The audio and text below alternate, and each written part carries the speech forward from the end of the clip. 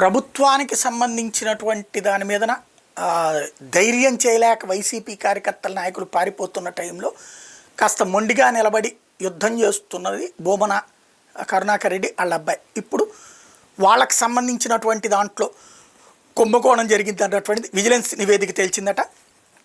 తిరుచానూరు గ్రామంలోని survey number 472, 73, 74లో 15.36 ఎకరాల భూమి బోమన కుమారుడు ఆయన భార్య రేవతి పేరుతుంది. కానీ పొజిషన్లో ఉన్న భూమిని సర్వే చేస్తే మొత్తం 24.3 ఎకరాలు ఉన్నట్టు తేలిందట. ఆ భూమిలో మామిడి సాగు చేస్తున్నారు. అయితే ఇందులో ఏనాం భూమి ఉన్నట్టుగా విజిలెన్స్ గుర్తించింది. ఆ భూమి స్వర్ణముఖి నది పరివాహకంలో ఉంది. నదీ పరివాహకంలో 9 ఎకరాల భూమిని బోమన ఆక్రమించుకుని తన ఖాతాలో వేసుకున్నట్టు విజిలెన్స్ నిర్ధారించింది. భూమిని చదును మెరకా చేయడానికి దాదాపు 1,00,000 టన్నులు మట్టిని వాడినట్టు గుర్తించారు. అయితే ఆక్రమణకు గురైన ఏనాం భూమి 4 ఎకరాల 5.5 ఎకరాల అనేది స్పష్టత రావడానికి సమగ్ర సర్వే చేయాలని విజిలెన్స్ సర్కార్కి సిఫార్సు చేసింది. ఏనాం స్వర్ణముఖి నది పరివాహకాన్ని కలిపేసుకునేదంతా తన భూమి అని చెప్పడానికి చుట్టూ బోమన భారీ ప్రహరీ గోడ నిర్మించారని విజిలెన్స్ పేర్కొంది.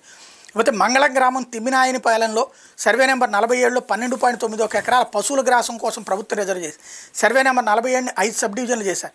సర్వే నెంబర్ 47/1, 47/5లో మొత్తం 7 ఎకరాల 30 సెంట్ల భూమిని భూమిని ఆక్రమించారని విజిలెన్స్ నిర్ధారించింది. ఇందులో తొలుత 5 ఎకరాల భూమిని ఆక్రమించి రోడ్డు వేసి మరో 2 ఎకరాలను ప్రైవేట్ అవసరాలకు వినియోగిస్తున్నట్టు గుర్తించింది. దీంతోపాటు సర్వే నెంబర్ 47/2లోని మరో 3.07 ఎకరాల భూమిని కబ్జా చేసిన విజిలెన్స్ వెల్లడించింది. సంబంధిత రైతులు బెదిరించి ఆ భూమిని లాక్కొని తన ఖాతాలో వేసుకున్నారని పేర్కొంది. ఇలా ఒక్క మంగళంలో 47వ సర్వే నెంబర్ పరిధిలో 10.37 ఎకరాల భూమి ఆయన ఆక్రమణలో ఉందని నివేదించింది. ఇందులో ప్రభుత్వాన్ని భూమి 7.3 ఎకరాలని స్పష్టం చేసి తక్షణ చర్యలకి దీని మీద ప్రభుత్వం ఆదేశించింది.